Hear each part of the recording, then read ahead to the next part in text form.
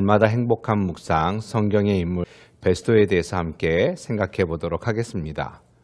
바울은 가이사랴에 2년 넘게 구금되어 있는 동안 바울을 헤롯궁에 가두었던 벨리스 총독은 로마로 송환되었고 베스토가 새로운 총독으로 부임되어 왔습니다.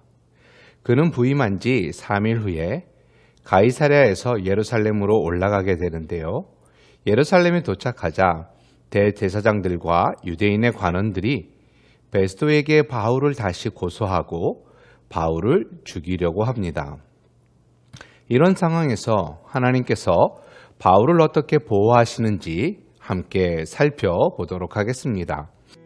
베스토가 부임한 지 3일 후에 가이사랴에서 예루살렘으로 올라가니 대제사장들과 유대인 중 높은 사람들이 바울을 고소할세 베스토의 호의로 바울을 예루살렘으로 옮기기를 청하니 이는 길에 매복하였다가 그를 죽이고자 함이더라.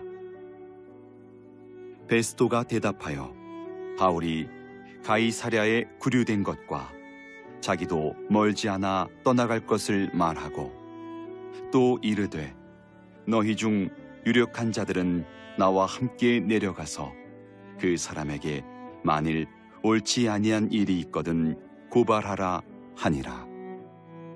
첫 번째 질문은 바울을 죽이려고 어떤 음모를 꾸몄나요? 라는 질문입니다. 오늘 본문 3절에 보면 베스토의 호의로 바울을 예루살렘으로 옮기기를 청하니 이는 길에 매복하였다가 그를 죽이고자 함이더라. 대제사장과 유대인의 관원들이 베스토에게 가이사랴에 구금되어 있는 바울을 예루살렘으로 옮기는 것을 건의하게 됩니다. 그 이유가 무엇일까요? 바울을 옮기는 길에 매복하여 죽이려는 음모를 그들이 꾸미고 있었던 것입니다. 그런데 대제사장과 유대인들은 어떤 사람들인가요? 그들은 율법에 철저한 사람들이며 말씀의 권위를 인정하는 사람들이었습니다. 또한 율법을 가르치며 사람들이 하나님께 나아가는 것을 돕는 사람들이었습니다. 그런데 정식 재판으로는 바울을 죽일 수 없는 것을 알고 불법적인 방법으로 바울을 죽이려는 계략을 꾸몄던 것입니다.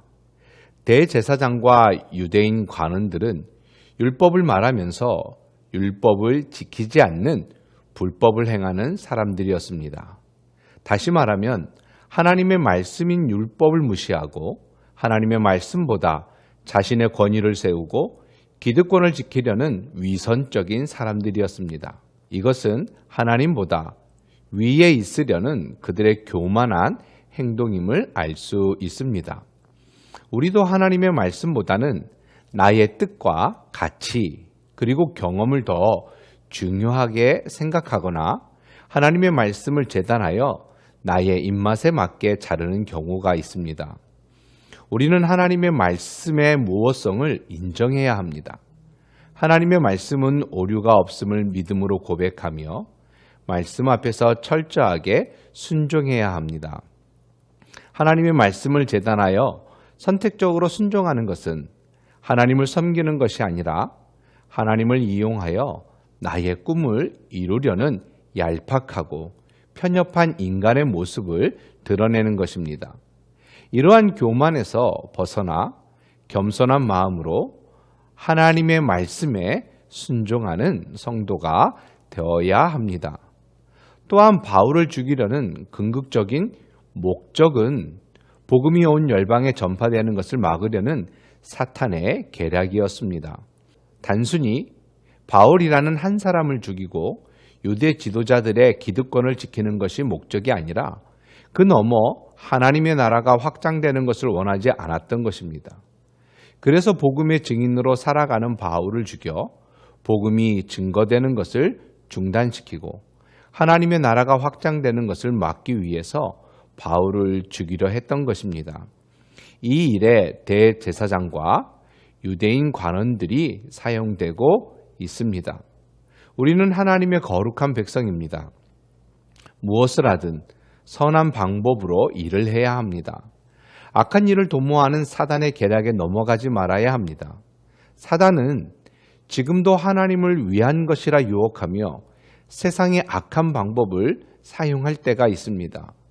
우리가 선한 목적을 가지고 있다면 선한 방법을 사용해야 합니다. 동기와 목적이 선해야 합니다. 오늘 하루 거짓이 아닌 선한 마음으로 살아가기를 간절히 소망합니다. 이러한 유대 지도자들의 계략에 베스도는 어떻게 대처하고 있습니까? 오늘 본문 4절에 보면 다음과 같이 말씀하고 있습니다. 베스도가 대답하여 바울이 가이사랴에 구류된 것과 자기도 멀지 않아 떠나갈 것을 말하고. 베스도 총독은 대제사장과 유대 관원들의 계략과 음모를 알지 못했지만 그들의 부탁을 거절하게 됩니다. 자신도 가이사랴로 내려가니 함께 내려가서 바울을 신문하자는 것이었습니다. 베스도는 그들의 질문과 계략에 매우 침착하게 대처하게 됩니다. 바울의 재판이 중요하고 긴박한 것이라면 유대 종교 지도자들이 직접 가이사랴로 내려와 재판에 임하라는 것이지요. 이러한 베스도의 신중하고 합리적이며 정당한 대처는 죽음의 위기에 있는 바울을 구하는 일에 하나님께 쓰임을 받습니다. 베스도가 바울을 예루살렘으로 이송하는 것이 번잡스럽기 때문에 또는 바울이 로마 시민권을 가지고 있는 사람으로 사내들인 공회 앞에 서는 것을 타당하게 생각했을 수도 있습니다. 그러나 베스도 총독은 자신의 일을 정확하게 했고 하나님께서 그런 베스도를 통해 바울을 보호하셨던 것입니다. 이 일로 인하여 바울이 가이사에게 상소할 수 있게 되었고 로마로 가는 길이 열리게 된 것입니다. 여기서 우리가 깨닫는 것은 하나님께서는 결코 거짓을 옹호하지 않으시며 불의한 방법으로 의를 유지하는 것을 원하시지 않는다는 것입니다. 성도는 무엇을 하든 목적이 선해야 하며 목적이 선하면 동기와 방법도 선한 것을 선택해야 하는 것입니다. 하나님께서 우리를 빛으로 부르셨습니다. 빛은 어두움과 함께 할 수 없습니다. 빛이 드러나면 어두움은 자동적으로 물러나게 되는 것입니다. 베스도는 하나님을 믿는 사람은 아니지만 신중하고 합리적이며 정당한 방법을 사용했습니다. 하나님께서는 그런 베스도를 사용하셨던 것입니다. 세상이 아무리 어둠 속에 있고 부정한 방법을 사용하고 있다 할지라도 성도는 하나님의 방법대로 살아가야 합니다. 세상의 방법으로 살아간다면 교회 안에는 가라지만 무성하게 될 것이고 교회의 세속화는 점점 가속화될 것입니다. 그러나 하나님의 방법으로 선한 일을 한다면 교회는 세상의 변화를 주도하는 하나님의 도구가 될 것입니다.